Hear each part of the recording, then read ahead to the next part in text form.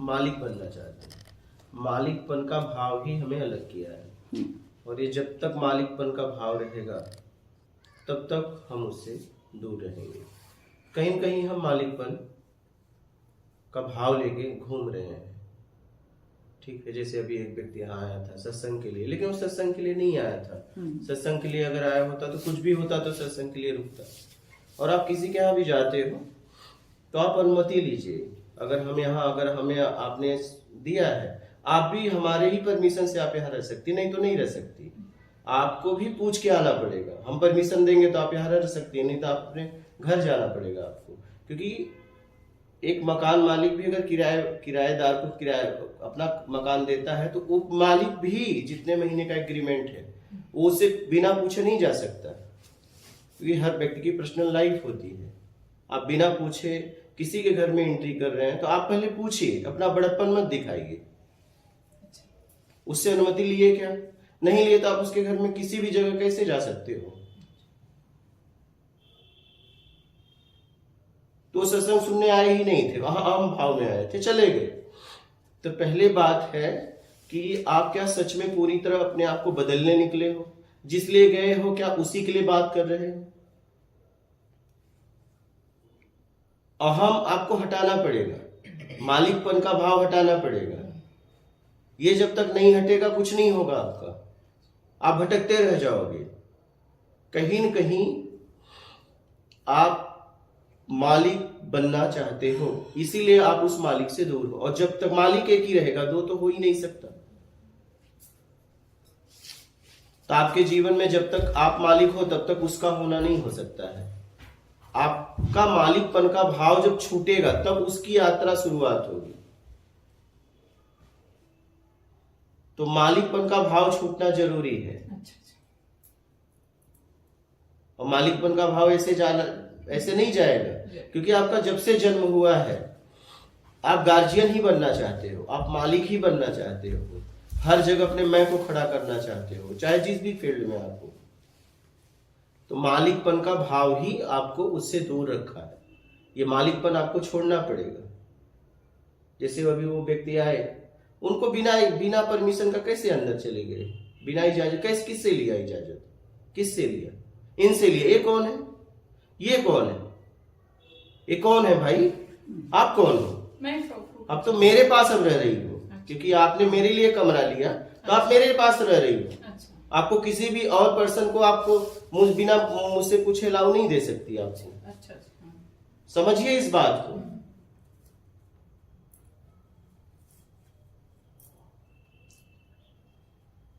इसे समझना चाहिए। ये जब तक हम लेके घूमेंगे, जब तक मुझे सबसे बड़ा बनना है, कुछ दिखना है, अपने मैं को खड़ा करना है, तब तक हम ऐसे ही अशांत घूमते रह जाएंगे। बस आप जानकारियां इकट्ठी करो। 4 वेद, 18 पुराण, 6 शास्त्र और जितने भी उपनिषद, गीता, वेदांत, जितने भी महापुरुषों ने वाणी, आप सब कंठस्थ कर लो। अगर मालिकपन का भाव नहीं गया तो आप अशांत रहोगे। और मालिकपन का भाव तभी जाएगा जब जीने में उतारोगे। जैसे वो व्यक्ति आया तो उसे पूछना चाहिए था, मुझे बाथरूम यूज करना है, मैं कर सकता हूं? ये भी परमिशन नहीं दे सकती। इन्हें फिर मुझसे पूछना पड़ता या आपसे पूछना पड़ता। ये भी सीधा हाँ नहीं कर सकती। जब आप इस तरीके से जीवन जियोगे तब आपका मालिकपन जाएगा, ऐसे नहीं जाएगा। अब वो व्यक्ति चला गया, क्या वो सत्संग के लिए आया था? क्या सत्संग के लिए आता तो भगाने पे भी नहीं जाता। उसकी जरूरत हो, अगर जरूरत होती है, और उसे कुछ कोई बोला ही नहीं। सही। एक बात बता रहा हूं, अगर सत्संग के लिए व्यक्ति आता है, कबीर जी को कितना लोगों ने उनके गुरु से मिलने के लिए भगाया? बोलो बोलो, चरणों में लेट गए, भगा दिया। नहीं तुम मिल नहीं सकते, तुम इस जात के हो, उस जात के हो, तुम गुरु के दर्शन तक नहीं कर सकते। क्योंकि उस समय उनको जब गुरु निकलते थे तो उनको वो पूरा पैक करके ले जाते थे, क्योंकि उनमें एक ऊर्जा होती है। उनमें एक ऊर्जा होती है, वैसे थोड़ी ना होते हैं। यहाँ हर कण कण में, जिसे ओरा बोलते हैं, ऊर्जा है। सब में अपने आप में ऊर्जा है। तो उन्हें कोई देख ना पाए, क्या कोई देख ना पाए। तो कबीर जी परेशान हो गए, मिलने के लिए तरस रहे थे। तो जब कोई ऑप्शन उन्हें नहीं मिला, बहुत प्रयास उन्होंने किया। जब उन्हें मिलने से मना किया गया तब वो सीढ़ी पे लेट गए। और जब सुबह सुबह भोर का टाइम था, सीढ़ी पे लेट गए तो उन्होंने कहा राम राम राम राम। पैर लगने पे आदमी जिस स्थिति में जीता है वही शब्द उससे निकलता है।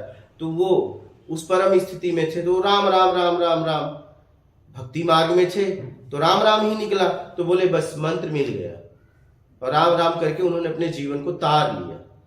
आप तो अकड़ में आते हो कि आपको आए हो तो कुर्सी चाहिए, गादी चाहिए। तुम क्या सत्संग के लिए आए हो? तुम सत्संग के लिए नहीं आए हो, तुम अपने मैं को खड़ा करने के लिए आए हो। सत्संग के लिए आदमी को कहीं भी जगह मिल जाए, किसी कोने में, नहीं मिले तो दूर से सुन लेगा। वो जिज्ञासु, ऐसे जिज्ञासु का कल्याण होगा। ऐसे जिज्ञासु का कल्याण होगा। तुम तो अकड़ू हो, अकड़ू का कभी कल्याण नहीं होता। तुम तो सत्संग में जाते हो, सारी व्यवस्थाएं चाहिए। तुम सत्संग सुनने गए हो, व्यवस्था के लिए गए हो, अकड़ लेके गए हो, अपना बैकग्राउंड लेके गए हो, अमीरी लेके गए हो, कुर्सी चाहिए, व्यवस्था चाहिए, गादी चाहिए। तुम्हारा कभी कल्याण ही नहीं हो सकता। सत्संग में आपको बैठना है बैकग्राउंड को छोड़कर, तब आपका कल्याण होगा।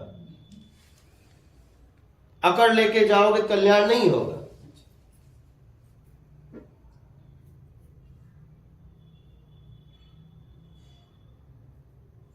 तुम तो जैसे ऐसे नहीं, तुम सत्संग सुन के एहसान कर रहे हो। इसलिए तो अभी मैंने कम कर दिया, लाइव चैट भी बंद कर दिया। सुन के जैसे तुम एहसान कर रहे हो, ऐसा लगता है। ऐसा होता है। अभी तो मैं ऐसे लोगों को भगा रहा हूं। जिज्ञासु मिले वो ठीक है, क्योंकि जिज्ञासु का ही कल्याण होगा। ये टाइम पास करेंगे क्या मतलब भीड़ बढ़ा के? एक रहे जिज्ञासु रहे, एक रहे मिटने के लिए तैयार रहे, एक रहे उससे मिलने के लिए तैयार रहे, एक रहे सब कुछ करने के लिए तैयार रहे। अपनी आत्मरक्षा करते हुए सब कुछ कर डाले उस परम स्थिति को उपलब्ध होने के लिए, तब कुछ हो सकता है। यहां पंखा चाहिए, एसी चाहिए, धूप नहीं लगे, छा में, एसी में गर्मी हो रही है, तुम जिज्ञासु हो ही नहीं, और तुम्हारा कभी कल्याण नहीं होगा। होगा भी नहीं, क्योंकि जब तक आप पूरी तरह प्रकृति को नहीं अपनाओगे, जिज्ञासु व्यक्ति कुछ नहीं देखता, अपनी जिज्ञासा को शांत करता है। जिज्ञासु व्यक्ति अपनी जिज्ञासा को शांत करता है। अभी एक माँ का बेटा गिर जाए तो क्या वो देखेगी कि इसमें कीचड़ में गिरा है? साड़ी देखेगी कि उठाऊं कि ना उठाऊं? अगर ये देखेगी तो माँ नहीं है। तुम व्यवस्था देख रहे हो तो जिज्ञासु हो ही नहीं। तुम्हें पसीना दिख रहा है, जिज्ञासु हो ही नहीं। तुम्हें गर्मी दिख रहा है, जिज्ञासु हो ही नहीं। एक माँ का अगर बेटा गिर जाए कीचड़ में, वो कितनी भी महंगी साड़ी पहनी रही तो साड़ी देखेगी क्या? बोलो, उठा के सीने से लगा लेगी। और अगर साड़ी देख रही है तो उसमें ममत्व नहीं है, मां नहीं है, मां की स्थिति में वो नहीं है। जानवर तक अपने बच्चों के लिए भूख तक छोड़ देता है। भूख लगी है लेकिन अपने बच्चों को खिलाता है। उसके पेट में भूख है, चिड़िया देखो कैसे चारा ला ला के खिलाती है। भूख उसके पेट में भी है लेकिन बच्चों को खिलाती है। कहने का मतलब ये है कि जिज्ञासु व्यक्ति सिर्फ अपनी जिज्ञासा को शांत करता है। जिसके लिए आया है उस पे बात करता है। वो पंखा, एसी, व्यवस्था की बात ही नहीं करता है। उसे पसीनों से कोई मतलब नहीं है, उसे जिंदगी से नहीं मतलब है। ऐसी जिंदगी लेके क्या करेगा? अशांति है, सब है बाहर का लेकिन अशांत है, घुटन है, नर्क भरी जिंदगी लेके करेगा ही क्या? अगर ये दिख रहा है तो कल्याण भी नहीं होगा, कभी नहीं होगा। अगर आप सत्संग में सारी व्यवस्था आपको चाहिए, आप जिज्ञासु हो ही नहीं और कल्याण भी नहीं होगा आपको।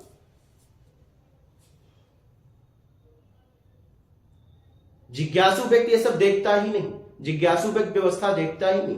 जो वो अपनी जिज्ञासा को लेके गया है, इससे मुक्ति चाहता है, वो इन्हीं व्यवस्थाओं से थक गया है। अगर व्यवस्थाएं इतनी शांति देती तो फिर आप सत्संग के लिए क्यों घूम रहे हो? क्यों घूम रहे हो भाई आत्मिक कल्याण के लिए? जब तुम्हें एसी इतनी शांति दे रही है, तुम्हें पंखा इतना शांति, तुम्हारी गाड़ी इतना शांति, तुम्हारा बैकग्राउंड इतना शांति दे रहा है, तो रहो ना उसी में, मस्त मजा करो ना भाई।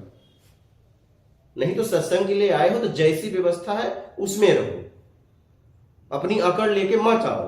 नहीं तो तुम्हारा कल्याण भी नहीं होगा ना, समय बर्बाद करोगे, सामने वाला का भी समय बर्बाद होगा, तुम्हारा भी समय बर्बाद। लेकिन तुम्हारी तो कोई वो ही नहीं है।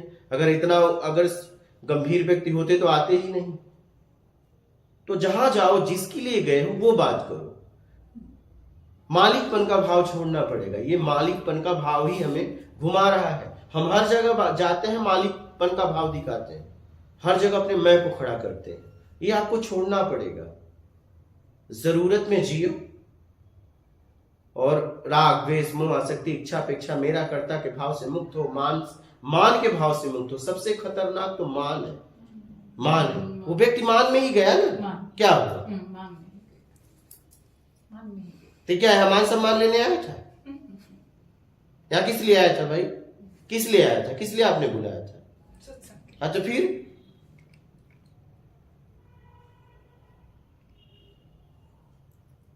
आप जिसके लिए जहां गए हो वो काम करो ना, जिसके लिए गए हो वो काम करो। तो कल्याण चाहते हो तो जिसके लिए गए हो वही काम करो, और नहीं तो फिर ऐसे भटकते रह जाओगे, शब्दों के ज्ञानी बन के घूमते रह जाओगे। शब्द मकड़ी की तरह, मकड़ी के जाल की तरह होते हैं। अगर आप उसमें जी नहीं रहे हो तो शब्द जुटा रहे हो और एक दिन उसी जाल में मकड़ी फंस के खत्म हो जाती है। वैसे तुम भी अपने जाल को बिछा रहे हो, मान के चक्कर में बोल रहे हो, मान मिल रहा है, और एक दिन उसी शब्दों में तुम मर जाओगे। वही सब शब्द जब इंद्रियां कमजोर हो जाएंगी तो आपको घुटन देंगी। शब्द इकट्ठा मत करो, उन शब्दों में जीना चालू करो। शब्द इकट्ठा मत करो, उसमें जियो, तब कोई मतलब है। इकट्ठा करने से कुछ नहीं होगा। आपने भोजन अपने घर में बहुत अनाज दिया और इकट्ठा कर लिया, खाया ही नहीं, तो उसका क्या पोषण मिलेगा? उसे प्रोटीन मिलेगा। एक दिन वही भोजन, वो जितना रखे हो ना, वही सड़ के आपको ही बास देगा। देख लीजिए, हाँ, आपको ही बास देगा। इसे समझने का प्रयास करो।